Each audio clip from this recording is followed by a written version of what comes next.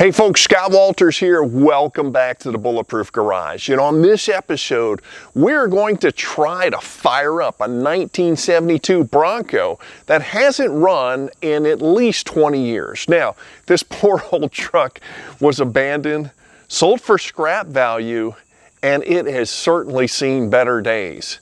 But I think we can get that old 302 running. Now, here's all I know about it. All right, it looks fairly complete, but the prior owner told me that he put a good battery in it and tried to start it and all he got was a click. Now that can mean any of a number of things, but we are going to proceed as if the engine is seized or stuck. And in doing so, I'm going to run through the process that I use when reviving an engine that may not have been running since George Bush, either one of them, was in the White House. All right? So sit back, relax, and enjoy the ride here in the Bulletproof Garage.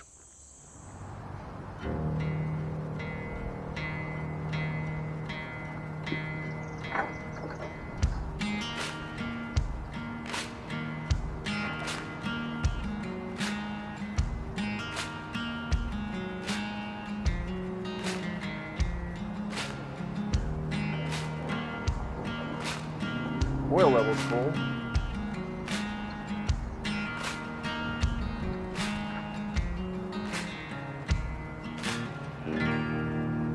Well, the radiator's not empty, and it's got actual antifreeze in it. I can see it's free down there, so that's good news.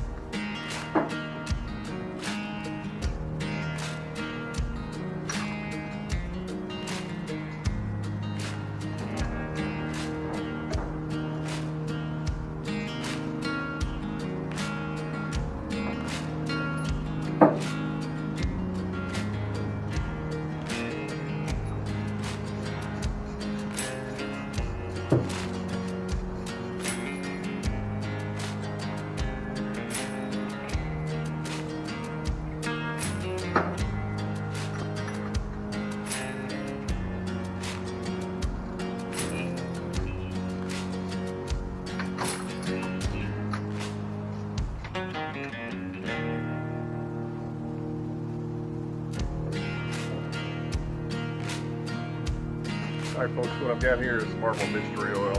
I've got some in a small container. I'm just going to squeeze a few ounces in each cylinder and give it some time to set.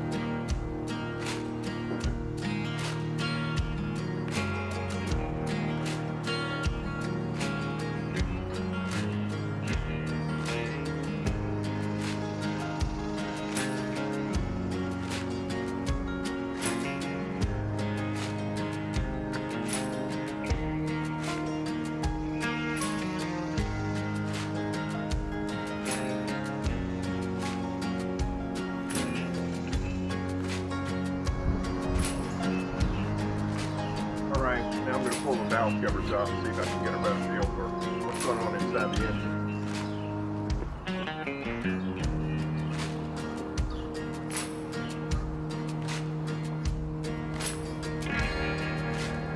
Alright folks, it's time to get the distributor out. So just a few wires to disconnect and one bolt holding the distributor in.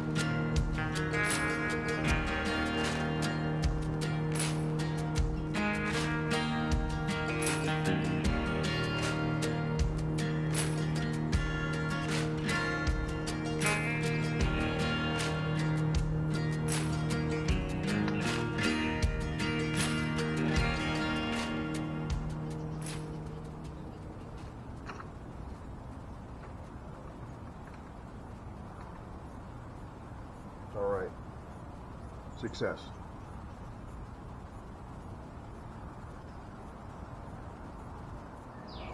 All right, folks, so here's the tool. This is just, as you can see, this is on the end here is where we'll engage the oil pump drive shaft. And this end just simply attaches to your drill. You can make one of these out of an old distributor, but this one is only about 13 bucks. I picked it up from Summit Racing. So let's go ahead and get started.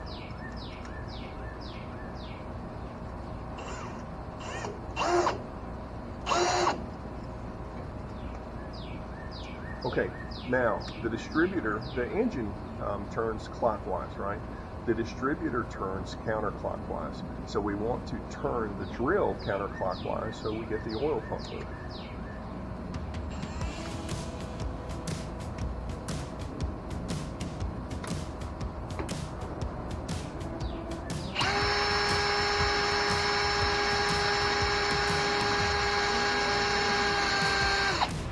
Alright, now I don't know if you noticed when the drill changed the pitch there, that's when you know you're starting to pump oil. You'll feel it, you can hear it in the drill.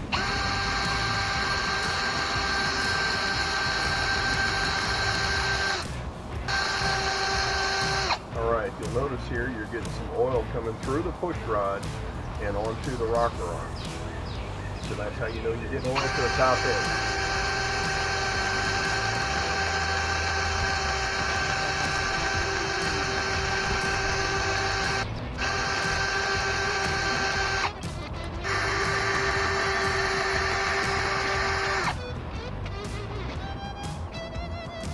Alright, as you can see, I've got oil dripping from all the rocker arms except for one right here. You know, I don't have anything going on right there. Not too worried about that at this point. Alright, looking at the other side of the engine, it looks like all the rocker arms on that side are getting oil. So I've just got one up here that is that's not flowing.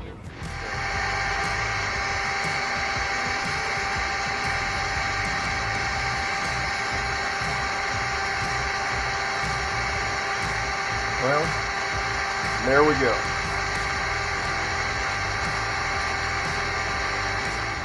All right, let's review the bitting. Remember now, we've got Marble Mystery Oil soaking in the cylinder, so that's going to provide some lubrication on startup, or when I first start cranking it over. So that's how you get some lubrication into the cylinders. As far as the rest of the engine, so as you can see, we've got oil to the top end, right? You've got oil on the rocker arms that came through the push rods, and that's dripping down on the valves right now. So that's the top end. And again, that's what came off the oil pump.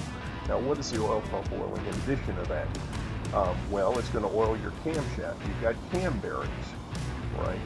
And it's going to oil your camshaft, it's going to oil your lifters, and it's also going to oil your crankshaft, the rod bearings and the main bearings. So we've got oil at this point to all the critical moving pieces. So the next step is to see if we can turn it over. All right, so in order to do that, I need to go ahead and put a breaker bar on the crankshaft bolt or on the balancer bolt and see if the engine will turn.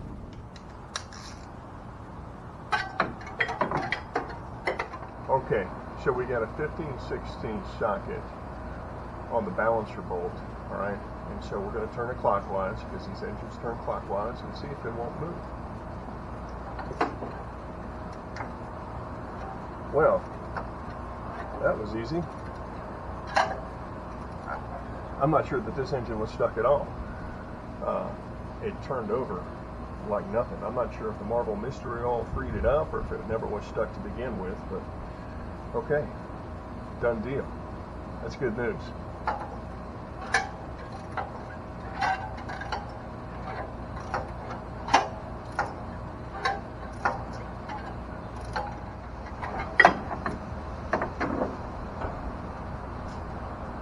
Okay, so that's a win this morning. The next thing I want to do is get a hot battery in here and get the starter wired up and go ahead and spin the engine over just to verify that all my valves are open and closed. I'd be surprised if they're not, but one more thing to check. All right, so stay tuned.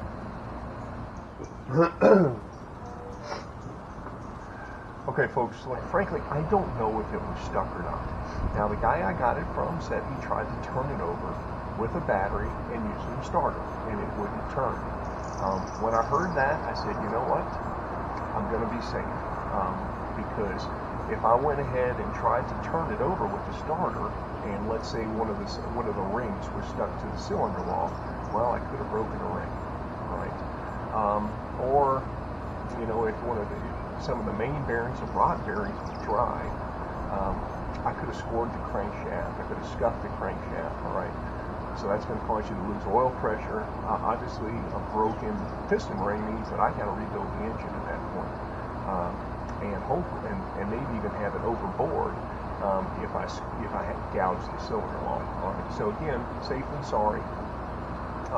Maybe it would have worked if I hadn't done all this work.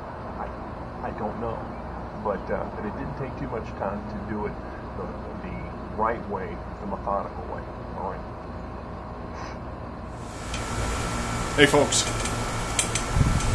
so it's been a long and not really productive day, and it's been a hot one too here in southern Texas.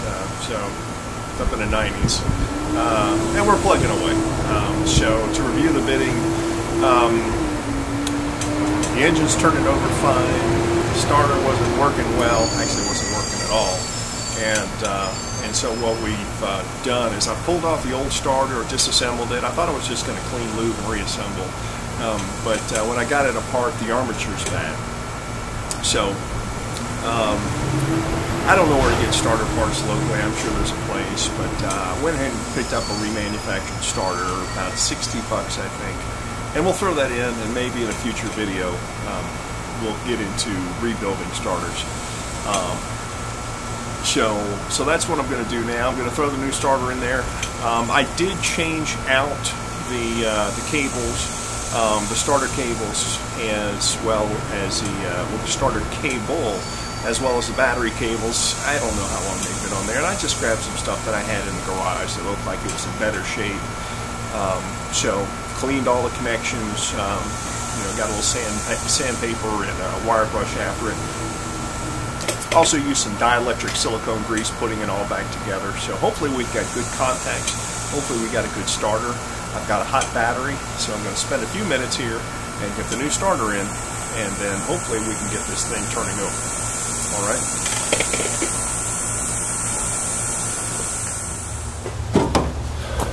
All right, folks, what we have here is Actron remote starter switch. So you hook up one alligator clip to the positive terminal on the battery, and you hook the other up to the starter terminal, the S terminal, on the solenoid, and then you press the button, and then you should be cranking up. All right. So I'm just checking to see, one, if the starter works now, and it does.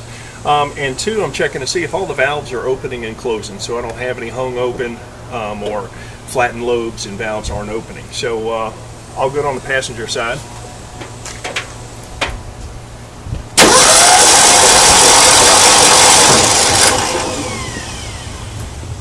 All right, all good on the driver's side. So let's go ahead and get this buttoned up a little bit, get the distributor back in, and see if she'll start.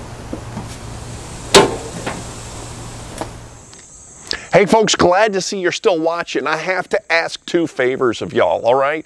Please, if you would, hit the like button and hit the subscribe button. Just look down on your screen, you'll see both of them, all right? It helps me out, and I really appreciate it, all right? Now back to the video.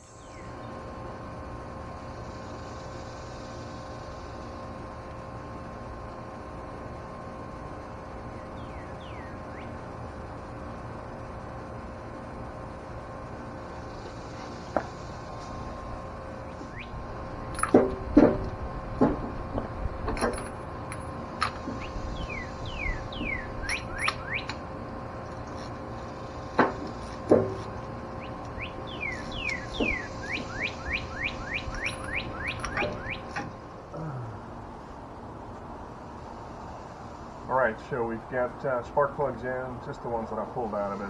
Just cleaned them up and gapped them. They're good enough to start it up with. So one of the hoses had a hole in it, so I just cut it and shortened it.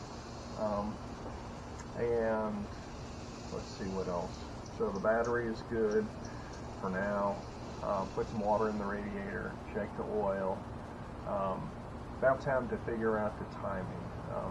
So what I need to do is I need to get the engine over to top dead center. Right now, I'm not seeing the mark on the balancer, so I'm just going to have to bump the engine over here and there and use some sandpaper on the balancer and find the top dead center mark, and go from there.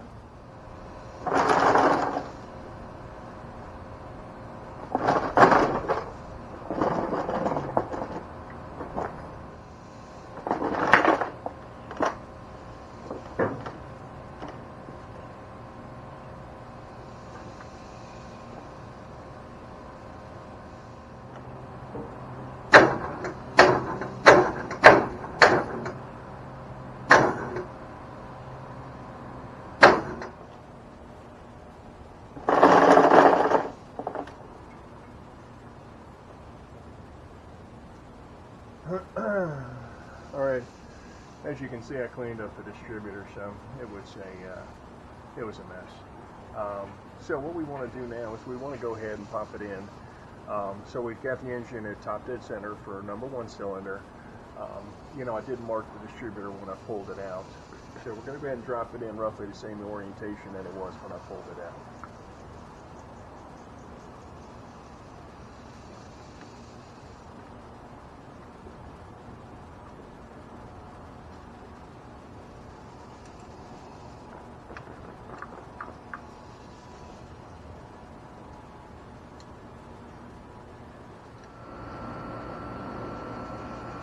Okay, so we've got the engine at top dead center for number 1, and the rotor should be pointing at the number 1 cylinder's terminal.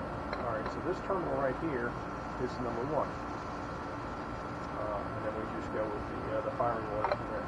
All right.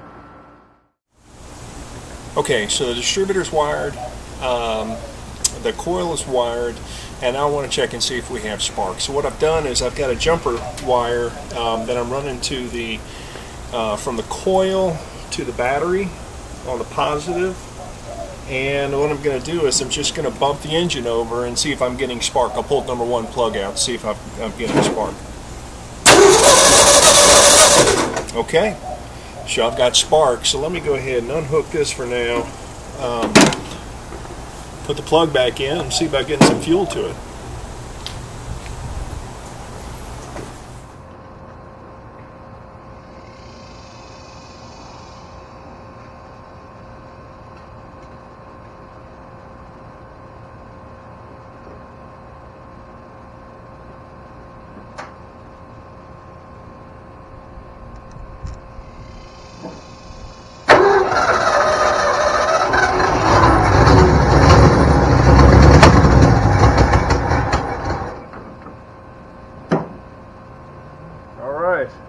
That's success.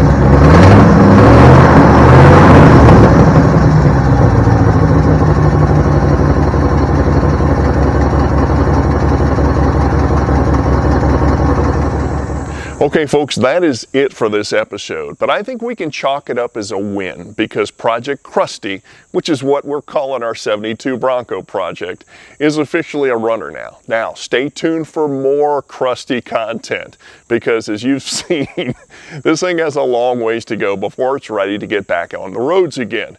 And don't forget to like and subscribe, and also please check out the other videos on the channel for other project vehicle content. And we'll see you next time on the Bulletproof Garage.